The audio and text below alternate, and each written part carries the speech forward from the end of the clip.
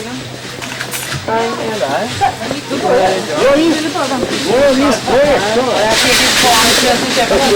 hade turen att få komma hit till NK Bokhandel och intervjua min författare. Och dessutom, när ni har fått den signerad och ska betala den, så får ni som en liten bonus den här. I tredje person talar en av huvudpersonerna i John Irvings 9:e bok. Alldeles utmärkt bok för övrigt. Änka i ett år, när han ska berätta om en väldigt plågsam händelse. Barnboksförfattaren Ted Cole, som han heter, och hans hustru Marion har förlorat båda sina söner i en bilolycka. Och den som istället, när Ruth är 4 år, så lämnar hennes mor, man och dotter samt en betydligt komik. Och Ruth Cole blir så småningom författare och besöker bland annat Amsterdams hovkvarter när hon ska förbereda en bok. Och det har också författaren till Änka i ett år gjort. Nu är han här. NK Bokhandel, välkommen John Irving.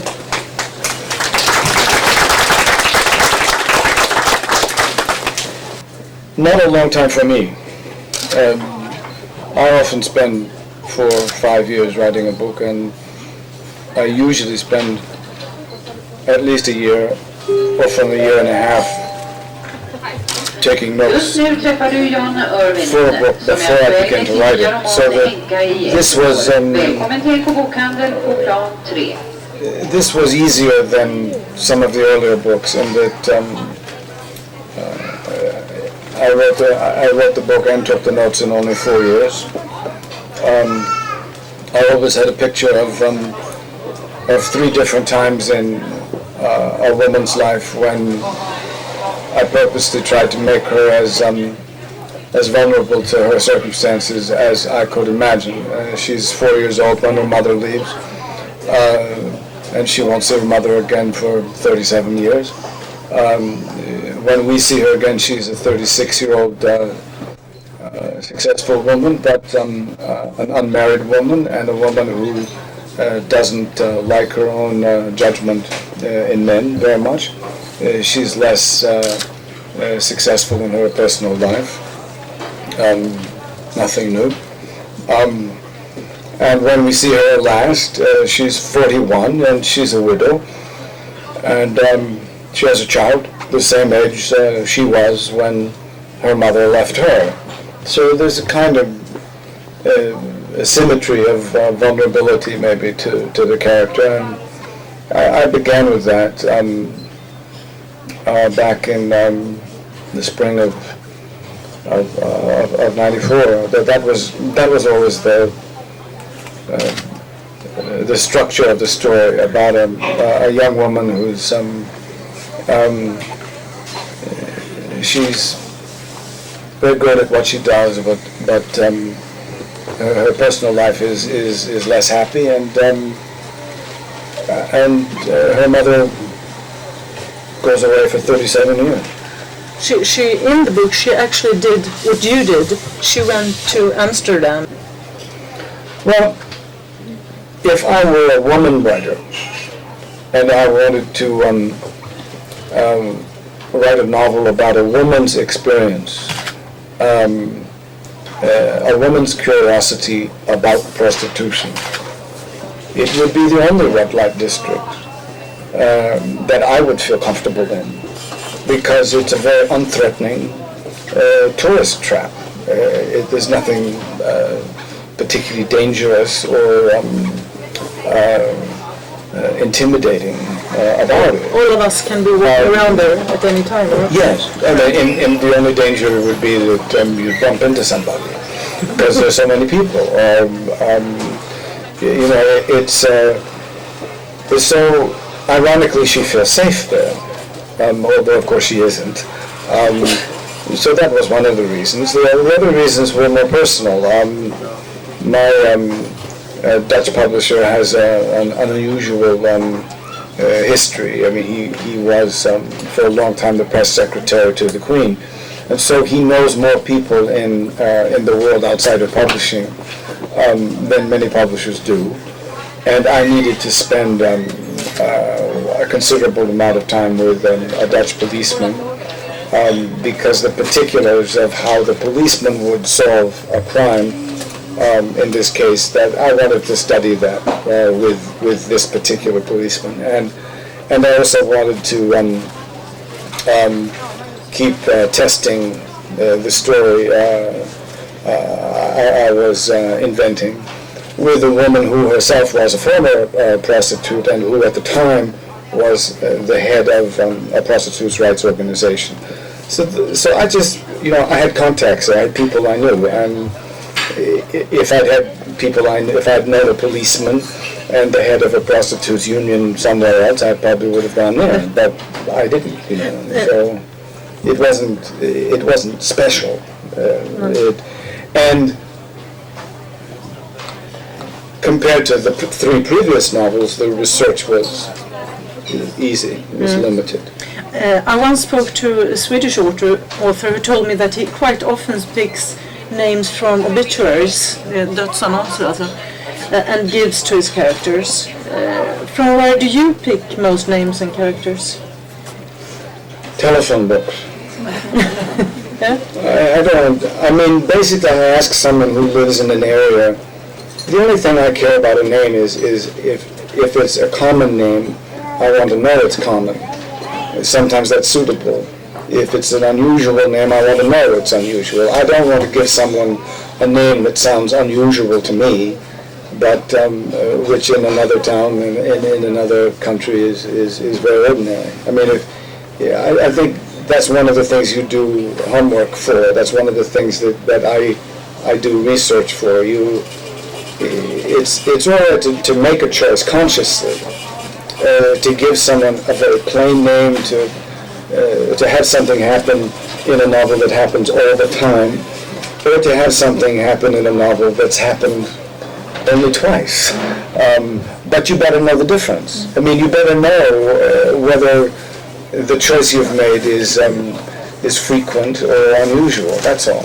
It's just a matter of knowing that. And I assume your characters are a bit of him and a bit of him, a bit of her.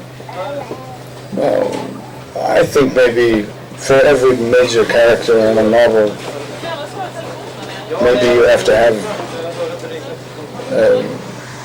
10 pieces from 10 characters you might really know, and another 10 pieces from people that you're trying to imagine, people you're making up.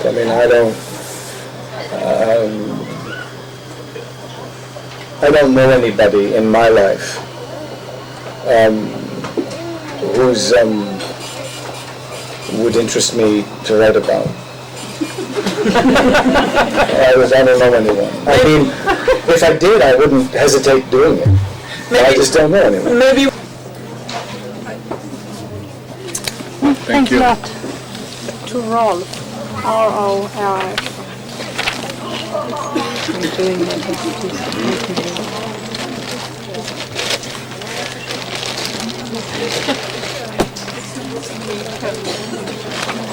Thank you. Ann-Marie. To Ann-Marie. Med E. Ann-Marie. Ann-Marie. Ja, Inget E. Nej. På slutet där på Ann-Marie. A-N-N-M-A.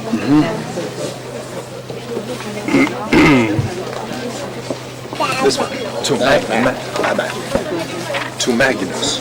Magnus. One G, one G.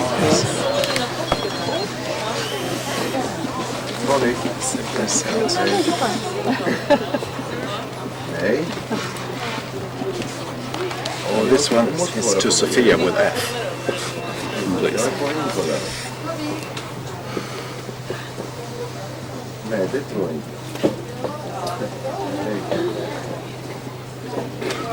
Thank you very much. This is for me, Sven. Sven. Thank you. Thank you.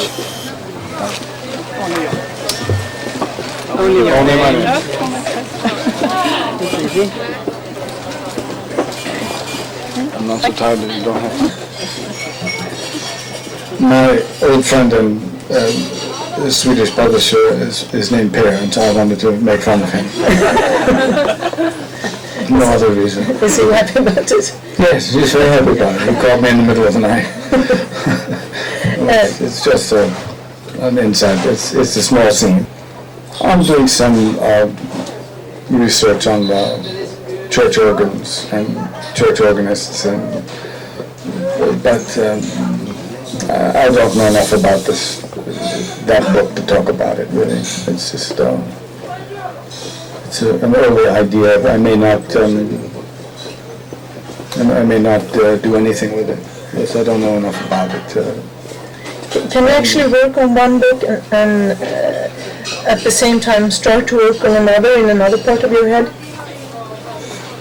I don't like to, generally. I mean, I prefer having one thing to do and only one thing I'm concentrating on, but you can't always control that. Sometimes a book begins as something that turns into quite a different book, or turns into two different books, different from each other. It's also happened to me that a book that begins as one book splits off into a book I don't want to write and a book I do. You can't, you shouldn't try to control those things. I think I give myself the object of living for a year and a half with characters whose lives are interconnected, and I have to figure out what their connections are. When they meet, when their paths cross, when they meet again. And always I have to know what the end of the story is before I even think about what I might want the first sentence to be. And so it's helpful to me to have an element in every novel that is like going back to school. There's something that I have to learn for the first time, because it's a way of forcing me to not begin a novel too soon. It's a way of saying, well, you don't know enough about orthopedic surgery in the case of A Son of the Circus. You don't know enough about obstetrics and gynecological surgery. You don't know enough about granite quarrying or something like that. And I find the research isn't always interesting, and I don't always end up using it. But having it as an object before I begin writing is useful, because it's another reminder to me that I can't begin a book because I don't have enough information.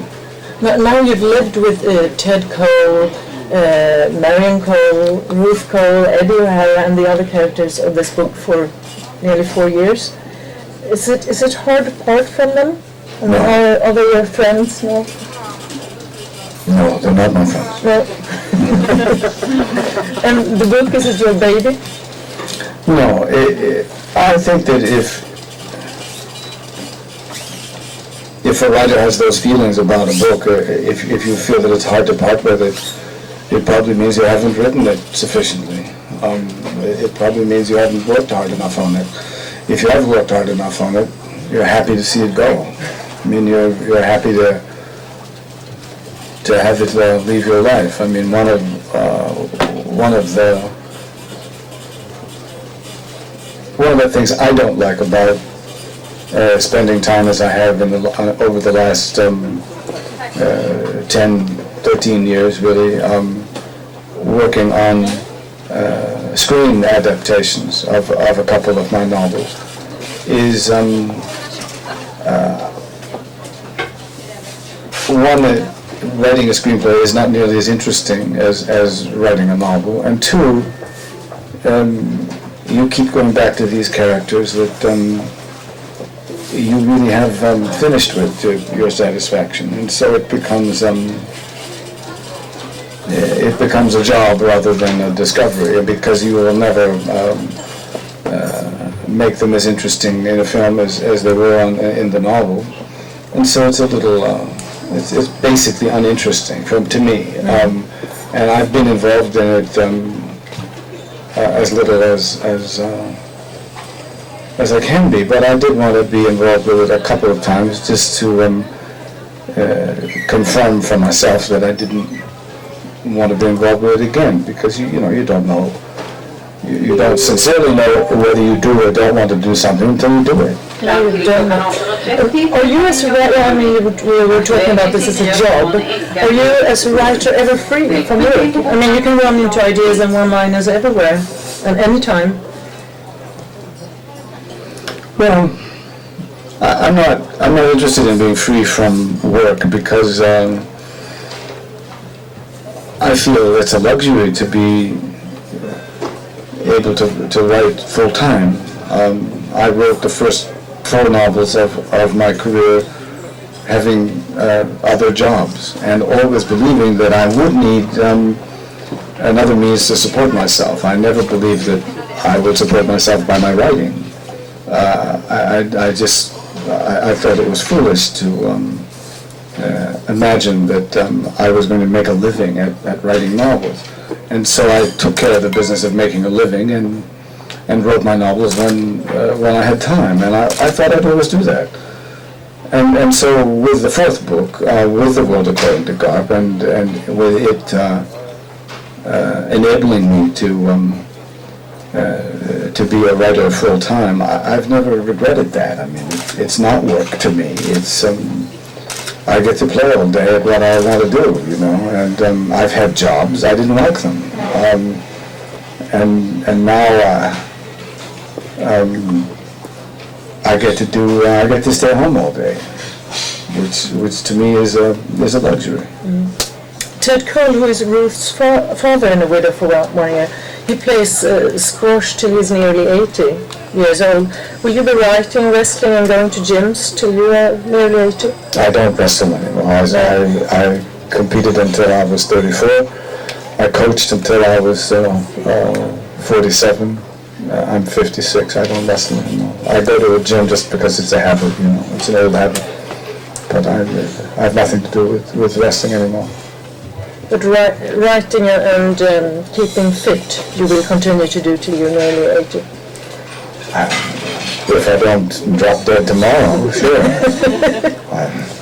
Yeah. Are Ted Cole, Eddie O'Hara, and Ruth Cole all together your alter egos? No, I don't write about. I don't write about versions of myself. I don't find what I do very interesting, because I don't have an interesting life beyond what I make up, and I like it that way. I like to have as ordinary a life as I can imagine, because I don't want. I don't want things to get in the way of what I like to do. So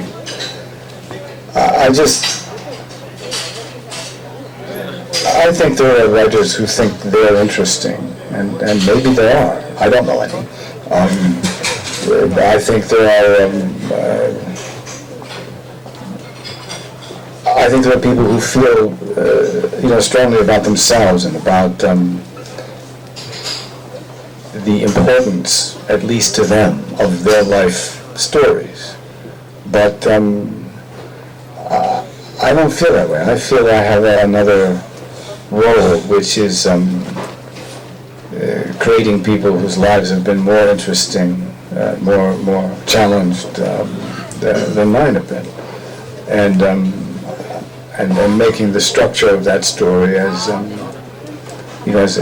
good as I can make it. I mean, I'm like somebody who builds buildings, and you can't look at the downstairs bathroom in a building and say that's your alter ego. You don't look at the upstairs guest bedroom and say, well, that's my brother. It's a building, right? And so this character and that character they're important to the whole building, you see. And so I don't.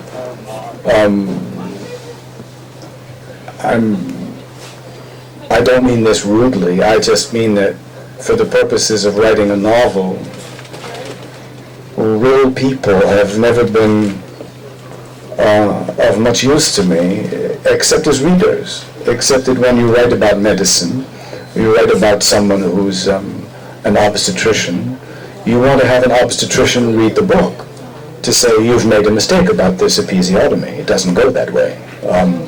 If you write a book about a policeman, you want to have a policeman read the book and say, I would never do this. I would do it this way. And then if you want to make the decision to do it your way, fine, but you should be informed. You know, you should make that decision with some kind of background information. That's only sensible. I mean, and so I just do my homework, you know. I mean, but I don't. I didn't, in the case of this last book, for example, I didn't go to Amsterdam and look for a cop who would be an interesting guy to write a book about. I looked for a cop who, you know, who could read what I wrote about a cop and say, that's right, that's wrong, that's right, that's wrong. It's as simple as that. I mean, or someone who could, I could say to him, here's the body, here's what it looks like, here's what the witness says, how many years does it take you to find the person who did this? And he would say, 10 years if I'm lucky, and I'd stop looking. Or he'd say 5 minutes. It's too easy. And so I keep looking for things that, you know, medically, you're looking for things that what's difficult to find but not life-threatening. What's very life-threatening but easy to see. I mean, you have to know those things, that's all. How can you make up a story without, you don't want to write a book about an obstetrician that insults obstetricians, right? If anybody's going to like the book, you want the obstetrician to like it, or I do. So that's just it's a very small part of writing a novel, and in my experience, it's a very easy part. There's no reason to make mistakes of that kind. I mean, it's just laziness if you make mistakes of that kind. You don't have to be a good writer to not make mistakes of that kind. You just have to ask the questions, you know. Well, my father was he was a historian. He studied Slavic languages and literature, and he taught he taught the Russian history and Russian language program at a very good school where I grew up. He began the study of both Soviet studies and early Russian history there. And my mother was a social worker. She worked in a clinic for children and women who were abused in their own families. How would you say, victims of domestic violence.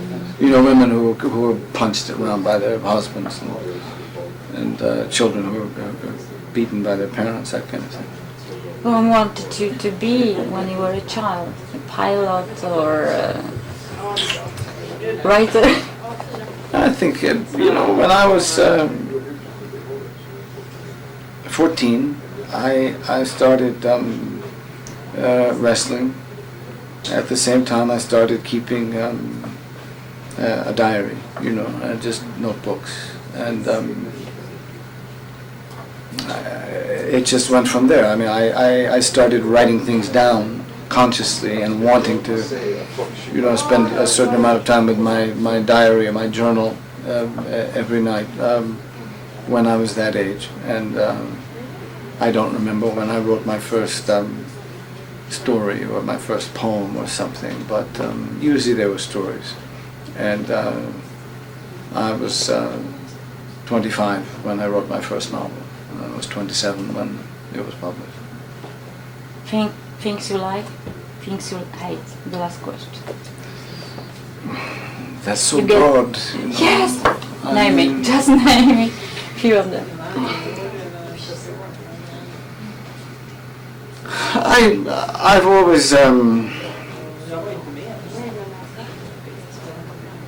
I've always admired discipline. I mean, in any work, in any craft, in any sport, in any art, I admire evidence of